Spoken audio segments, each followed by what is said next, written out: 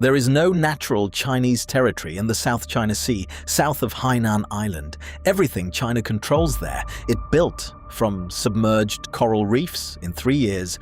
An international court ruled the entire operation illegal, unanimously. China called the ruling a piece of waste paper. Their runways are operational. Their missiles are armed. 3,200 acres of new land sits where open ocean existed in 2013. 3 full-length airstrips, anti-ship missiles with a range of 295 nautical miles, surface-to-air systems covering 160 nautical miles in every direction, hangars for 24 combat aircraft. No shots were fired to build any of it. No war was declared. 1/3 of the world's maritime oil trade passes through this water. So does $3.4 trillion in annual commerce. Whoever controls this sea controls the price of everything that moves by ship. China decided to control it. This is how. The South China Sea covers 3.5 million square kilometers. 6 nations border it. All of them claim pieces of it. China claims most of it, not by a little. China's claim covers approximately 90% of the sea. The 9-dash line, a U-shaped boundary drawn on a Chinese map. It overlaps the coastlines of Vietnam, the Philippines, Malaysia, and Brunei. The line was not the Communist Party's invention. In December 1947, China's Nationalist government published an 11-dash version, claiming the entire basin. When the Communists won the Civil War in 1949, they inherited the map. Mao removed 2 dashes in 1952 to avoid conflict with North Vietnam. 9 remained. For 70 years, the line sat on Chinese maps. The world used the sea beneath it freely. It matters because of what passes through. 1/3 of global maritime crude oil trade transits the South China Sea. So does $3.4 trillion in annual commerce. Every ship connecting the Middle East to East Asia crosses this water. So does every route between Europe and Southeast Asia. In 1982, the world agreed on a rule book for oceans, the United Nations Convention on the Law of the Sea, UNCLOS. It granted every coastal nation an exclusive economic zone, 200 nautical miles of sovereign resource rights, fishing, oil, gas. China signed UNCLOS in 1982. It ratified the treaty in May 1996. The 9-dash line was incompatible with UNCLOS from the day China signed it. Beijing knew this. Both documents exist anyway. Before the islands, China needed a method. It found one in 2012. April 8, 2012. A Philippine Navy surveillance aircraft spots 8 Chinese fishing vessels anchored inside Scarborough Shoal. The shoal sits 220 kilometers west of Luzon, well inside the Philippines' exclusive economic zone. The Philippines dispatches the BRP Gregorio del Pilar, its largest warship. Philippine sailors board the fishing vessels. They find illegal catches, live sharks, coral, giant clams. Arrests are being prepared. That is when 2 Chinese government vessels arrive, unarmed. They position themselves at the lagoon mouth, between the Philippine frigate and open sea. A fisheries enforcement action becomes a sovereignty standoff. Both sides hold their position. The US brokers a mutual withdrawal agreement. On June 15, 2012, the Philippines pulls its vessel. Both sides, the agreement says, will stand down. China does not stand down. A 3rd vessel arrives. Then, a physical chain goes up across the mouth of the lagoon. Filipino fishermen who had used Scarborough as a typhoon refuge for generations are turned away. As of today, the situation has not changed. China controls the shoal. The Philippines has no access to it. No shots were fired. No war was declared. No international crisis resulted. The method: send fishing vessels. Escalate with Coast Guard ships when challenged. Agree to a withdrawal. Do not withdraw. Establish a barrier. Wait for the world to move on. It worked completely. What China built next made Scarborough Shoal look small. Late 2013, Chinese dredging ships arrive at 7 submerged coral reefs in the Spratly Islands. Before construction, Open water at high tide. Some had a small concrete platform. Most had nothing above the surface. CSIS's Asia Maritime Transparency Initiative began tracking it by satellite.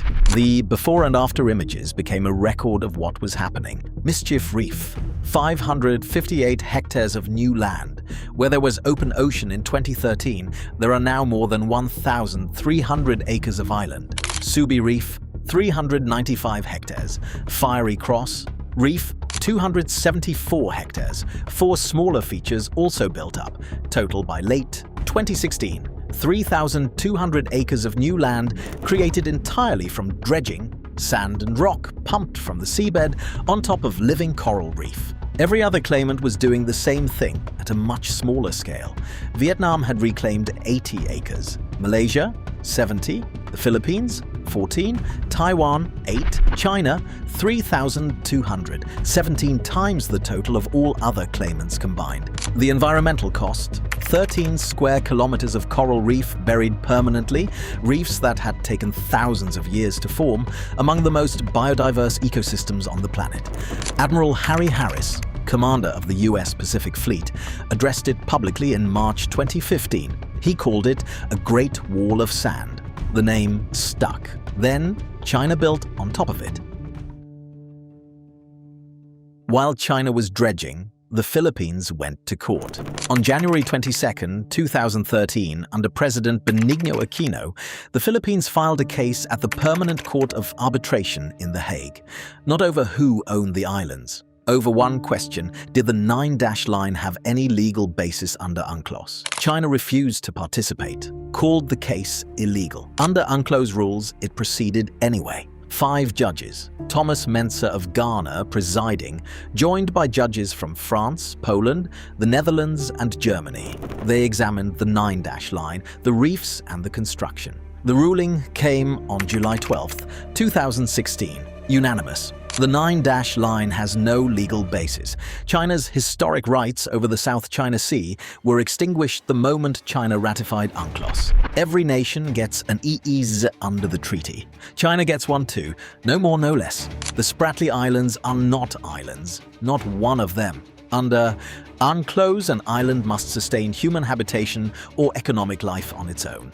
None of the Spratly features qualify. They are legally rocks or submerged reefs. Rocks generate a 12-mile territorial sea. Submerged reefs generate nothing. Mischief Reef and Subi Reef sit inside the Philippines' EEZ. China's construction on them violates Philippine sovereign rights. Building on a submerged reef cannot manufacture maritime entitlement. China's official response arrived the same day. The ruling was null and void. A piece of waste paper. Construction continued. Rodrigo Duterte took office 12 days before the ruling. He shelved it immediately in exchange for promised Chinese investment. Most of it never arrived. The ruling stands. It has never been enforced. September 25, 2015. The White House Rose Garden. Xi Jinping stands next to President Obama. Cameras running. He makes a direct statement. China does not intend to pursue militarization of the Spratly Islands.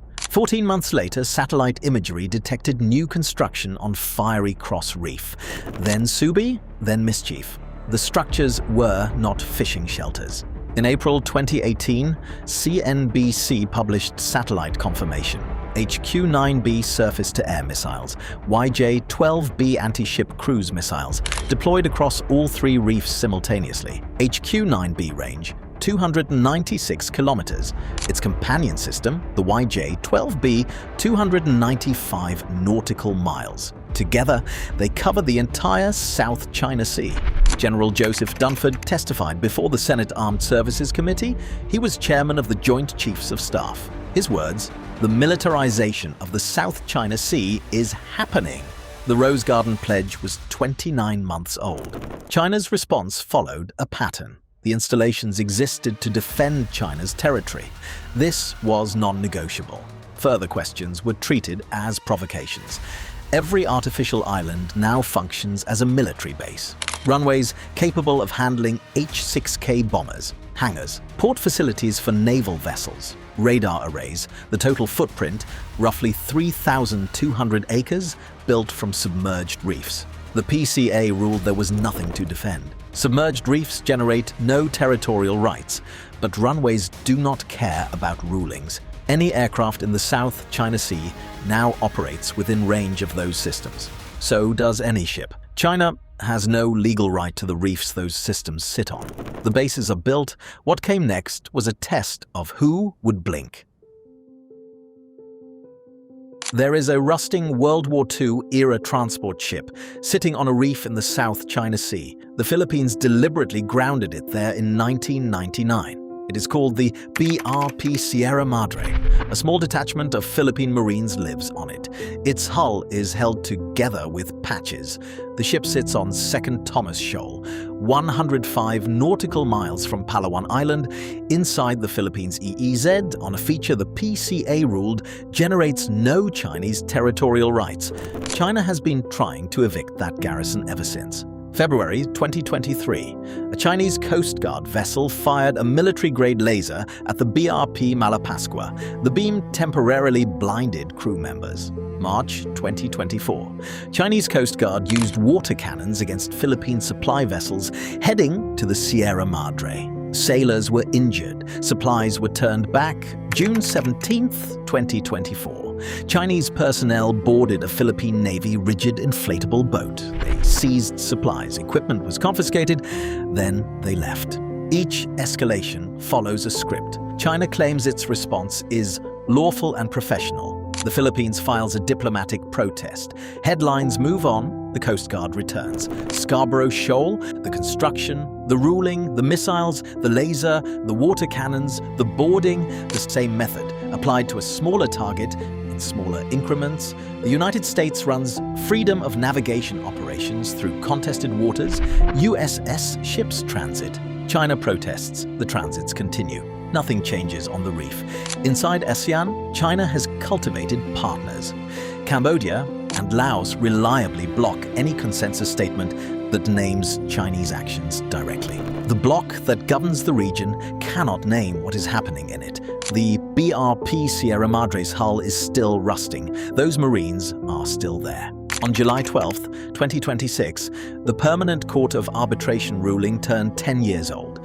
The next day, the United States and 13 other nations issued a joint statement. They reaffirmed the ruling. They called China's maritime claims illegal. They demanded freedom of navigation. They signed their names to it. China's position unchanged. The 9-dash line still appears on Chinese maps, passports, and official documents. The islands are still there. The runways are operational. The missiles are armed. The Coast Guard is still at Second Thomas Shoal. The ruling did not create the South China Sea dispute. It did not resolve it.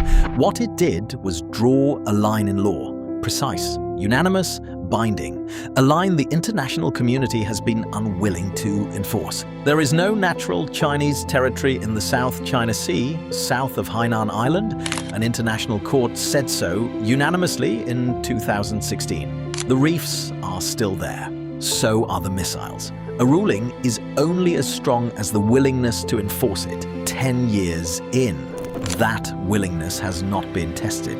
The piece of paper is still waste paper. China secured the South China Sea without firing a shot using patient incremental pressure. The same strategic patience drove $1 trillion of infrastructure lending across 149 countries. Watch how China's Belt and Road Initiative built railways, ports, and highways across the developing world, and whether the debt trap narrative the West built around it actually holds up to scrutiny. Watch, China lent $1 trillion to the world. Here's what actually happened.